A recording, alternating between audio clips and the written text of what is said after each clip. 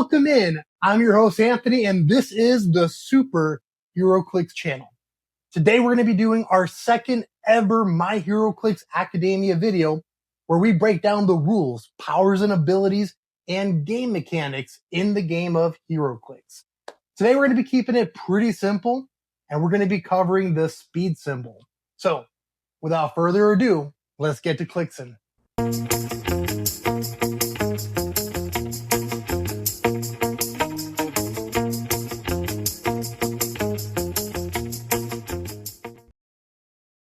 The speed symbol is the first symbol that is shown on your character's dial and character card. This represents how many squares your character can move per action. There are three main symbols. The first is the foot symbol, the second is the wing symbol, and the last is the dolphin symbol.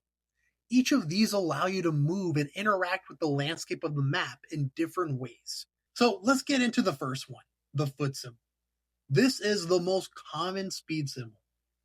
This is assigned to characters who have to get around the old-fashioned way, either by running or walking, kind of like Captain America or the Batman.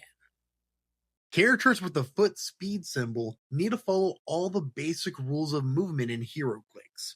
So let's go over those. The first one is how they interact with elevated terrain. Elevated terrain is always highlighted by a red border. Characters with a foot speed symbol need to stop movement immediately when changing elevations. This shows how characters like Batman and Captain America can't just jump over or fly over tall buildings or high cliffs. The exception to this rule is they can continue movement like normal as long as they're moving through a transition square, which is usually highlighted by these red triangles with numbers in them, indicating what elevation you're moving to or from. Next, let's go over how characters with the foot speed symbol interact with blocking terrain. Blocking terrain is usually highlighted by a brown or black border. This one's actually pretty straightforward. Characters with the foot speed symbol have to go around blocking terrain. They can't move through it and they can't move over it. The last basic rule of movement that characters with a foot speed symbol need to follow is how they interact with opposing characters. So take Batman here for instance. If he wanted to move, he would need to stop when moving adjacent to an opposing character like Captain America. So just to recap, characters with the foot speed symbol need to follow the basic rules of movement in Heroclix, those being they need to stop movement when changing elevations, unless they're moving through a transition square. They cannot move through blocking terrain. And they must stop movement when moving adjacent to an opposing character. The next speed symbol we're going over is the dolphin symbol. The dolphin symbol is assigned to characters who feel more at home in the water, like Aquaman or Namor. These characters follow all of the same rules as characters assigned the foot symbol, with one exception.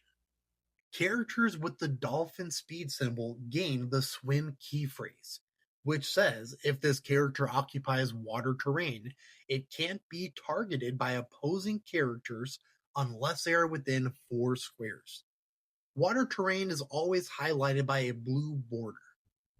So, if Batman here wanted to target Aquaman or Namor with an attack, he would need to be within 4 squares.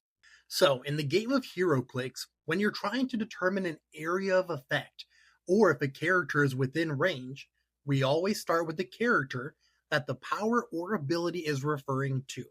So, in this situation, Batman is trying to target Aquaman with an attack. Aquaman has the swim key phrase from the dolphin speed symbol, and he's occupying water terrain, meaning Batman can only target Aquaman if he is within 4 squares of him. To determine if Batman is close enough to Aquaman to attack, we would start counting from Aquaman's square. The square the character occupies is always considered square 0. So, counting out from Aquaman's square, 0, 1, 2, 3, 4. As you can see, Batman is within 4 squares, so he can target Aquaman with an attack. So, just to recap, characters with the dolphin speed symbol need to follow all the basic rules of movement, meaning they need to stop movement when changing elevations, unless they're moving through a transition square. They cannot move through blocking terrain, and they must stop movement when moving adjacent to an opposing character. In addition to those things, they gained the swim key phrase, which once again gives them, if this character occupies water terrain, it can't be targeted by opposing characters unless they are within 4 squares. The next speed symbol is the wing symbol. This is assigned to characters who can fly around the map, like Superman or Sentry. These characters gain the flight key phrase, which gives them improved movement, meaning they don't follow the same rules as characters with the foot or dolphin symbol. This also gives your character the ability to carry friendly characters. So, let's see how this actually works. This symbol with the man who's running indicates that this character has improved movement, meaning they don't have to stop when moving through the following symbols. The red one stands for elevated, the brown one stands for outdoor blocking terrain, and this symbol with the 2 little circles inside of it stands for when moving adjacent to opposing characters. And this last symbol here with the one next to it grants the passenger key phrase, meaning that characters with this symbol can carry one adjacent friendly character. So let's see how this actually works in practice. Since Sentry has improved movement through elevated terrain, he could just move up this elevated terrain without needing to stop. Now let's take a look at Superman. Since he has improved movement through outdoor blocking, he could just fly right over this as long as he is on an outdoor map. Characters who could fly also have improved movement while moving adjacent to an opposing character. So, if Superman wanted to move to this square and had to pass Sentry to do so, he can, since he doesn't need to stop when moving adjacent to him. However, if Superman started his movement while adjacent to Sentry, he would still need to roll to break away. Anytime you begin your movement while adjacent to an opposing character, you have to roll to break away. This just shows that if you're in the middle of combat, you're not easily able to just move away. So, to break away, you have to roll 1d6. On a 4 through 6, you successfully break away and may continue your movement like normal. On a 1 through 3, you fail your breakaway roll, and your movement immediately ends. Another really cool thing flyers can do is carry friendly characters. Since they have the flight key phrase, they get passenger 1. Now, there's 2 things you got to know when trying to do this. Number 1, you are only able to carry friendly characters who are either the same size or smaller than the character who is trying to carry them. The second thing you got to know is when you do try to carry a friendly character, you have to begin your movement adjacent to the character you're trying to carry. So let's take Superman and Batman here, for example. Superman has the wing speed symbol. He's beginning his movement adjacent to Batman, and they're the same size. So Superman checks off all the boxes here to be able to carry Batman. So now Superman could move up to Sentry, and after he does so, he can place Batman into any square adjacent to himself. Now, the last thing you need to know about this is characters who are carried are not able to be given any actions for that turn.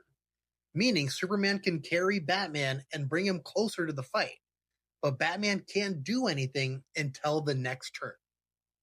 So let's go ahead and recap.